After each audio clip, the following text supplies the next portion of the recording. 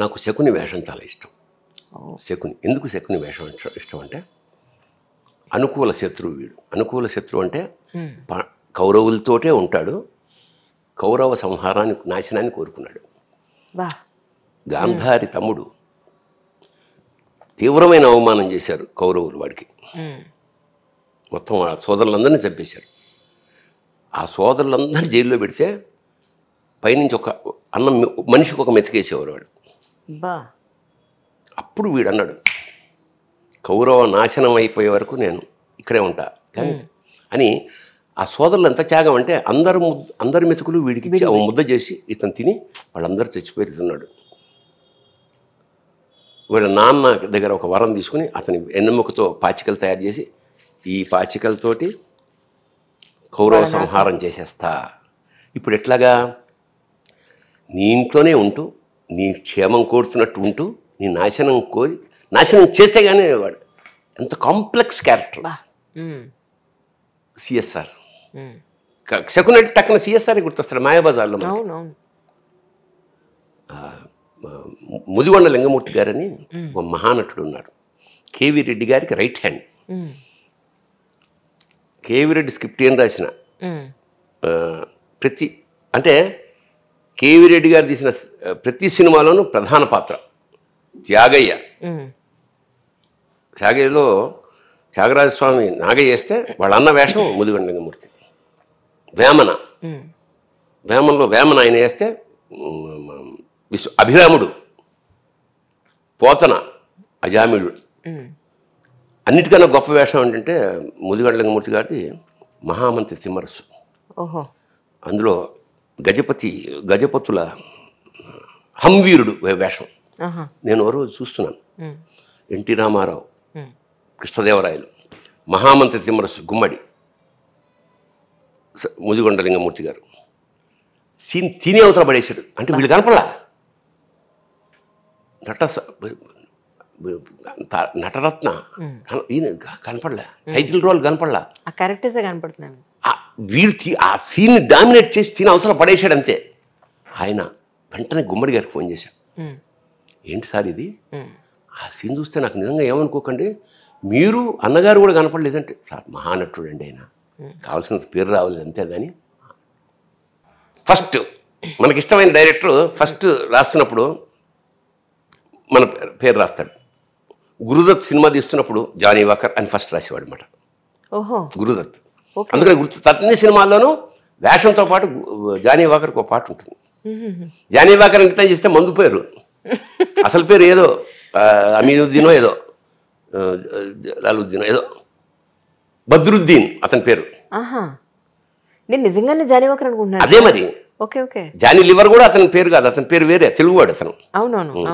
బద్రుద్దీన్ అతన్ని Johnnie Walker popular చేశాడు. అట్లాగా కేవీ రెడ్డి గారు ఏదో ఫస్ట్ ఇలా రాస్తున్నాడు అన్ని.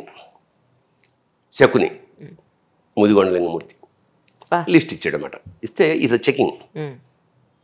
ముదిగొండ లింగమూర్తి, శకుని, ముదిగొండ లింగమూర్తి పేరు ముదిగొండ లింగమూర్తి గారు కొట్టేశారు. కొట్టి చిలకలపూడి సీతారామాంజనేయులు సిఎస్ఆర్ అని రాసిచ్చాడు. ఇదేమిట్రా శకుని వేషం, నిన్ను ఎన్నో ఊహించుకున్నాను.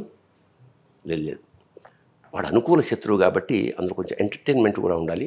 నాకన్నా సిఎస్ఆర్లో బాగా పలుకుతుంది. అంటే డైరెక్టర్ నువ్వా నేనా, నేను క్షేమం సినిమా కోసం నువ్వు నా స్నేహితుడివి, నువ్వు మాట్లాడద్దు నాతోటి. మాట్లాడుకోలేదు కానీ అతనితో వేయించారు సిఎస్ఆర్తో. సినిమా చూసాక ఇప్పుడేంటి శకున్ అంటే సిఎస్ఆర్గా. అంటే రోజులు ఎలాంటి బంగారపు రోజులు అంటే, లేదంటే నా పేరు లేదు ఇన్నాళ్ళు వాడుకుని అని ఎవడైనా కొట్టేసి ఇంకో ఆర్టిస్ట్ పేరు రాస్తారని ఎంత వ్యక్తిత్వం, ఎంత మానవత, ఎంత సహృదయత ఉండాలి అంటే అది అలాంటి రోజులు. అలాగా ఆ శకుని ఏదైతే ఉందో ఇలాంటి అనుకూల శత్రువు వేషం శకుని. అలాంటిది వేయాలని నాకు తీవ్ర, అంటే అది మళ్ళీ భారతం తీసి అందులో శకుని మన్నావాడు వేస్తాడు, ఎప్పుడు తీస్తాడో, కృష్ణుడు ఎక్కడున్నాడు, నా ఎన్టీఆర్ ఎక్కడ, ఇవన్నీ జరిగేవి కావు, సావిత్రి ఎక్కడ, ఇవన్నీ. కాబట్టి ఇలాంటి ఒక నేచర్ ఉన్న తెలుగు సినిమా సోషల్ సినిమాలో ఏదైనా వేసి ఆ కోరిక తీర్చుకోవచ్చు. ఎవరినైనా చూసి హీరోయిన్ ఎవరినైనా చూసి బా ఇలాంటి అమ్మాయి గనక ఉండుంటే ఇలాంటి అమ్మాయిని పెళ్లి చేసుకోవాలని అనుకున్న పెళ్లి చేసుకోవాలంత స్థాయి హీరోయిన్లు చూసుకునేవాడు ప్రతివాడు పెళ్లి చేసుకుంటే చచ్చిపోతారు.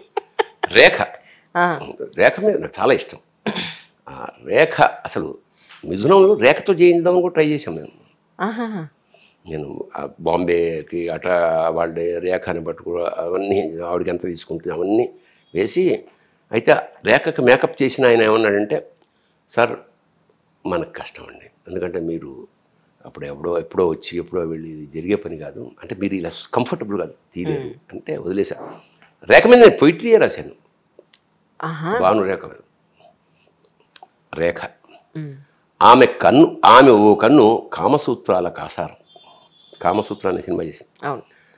ఆమె ఓ కన్ను కామసూత్రాల కాసారం, రెండోది కరుణారస సాగరం.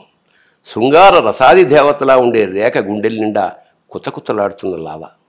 చీకటిని పాయలుగా దువ్వి వేసినట్టు కృష్ణవేణి జడ, దాని కొసన వేలాడే ప్రేక్షక హృదయాలు లాంటి జడగంటలు. ఆమె చూపు మార్మికంగా, నవ్వు నర్మగర్భంగా, మాట తాత్వికంగా, మనిషి సామాన్యంగా ఉంటుంది. ఆమెని యావత్ భూగోళం ప్రేమించింది. కానీ దేవుడు దుర్యోధుడు కన్నా దుర్మార్గుడు. ఆమె సూదిమనంత ప్రేమ కూడా ఆమెను సట్రాయలేదు. రాత్రిపూట ఆమె కామాగ్నికి దగ్ధమవుతున్న నాగిన్లా ఉంటుంది. ఉషోదయాన్ని మౌనంగా ధ్యానం చేసుకుంటున్న యోగిన్లా ఉంటుంది. భారత చలనచిత్ర వధూటి నుదుట నల్లని నామం రేఖ. లక్షలాది రేఖ అనామిక ప్రేమకుల్లో నేను ఒకడిని. ఓహో, ప్రకటించాం. అవును,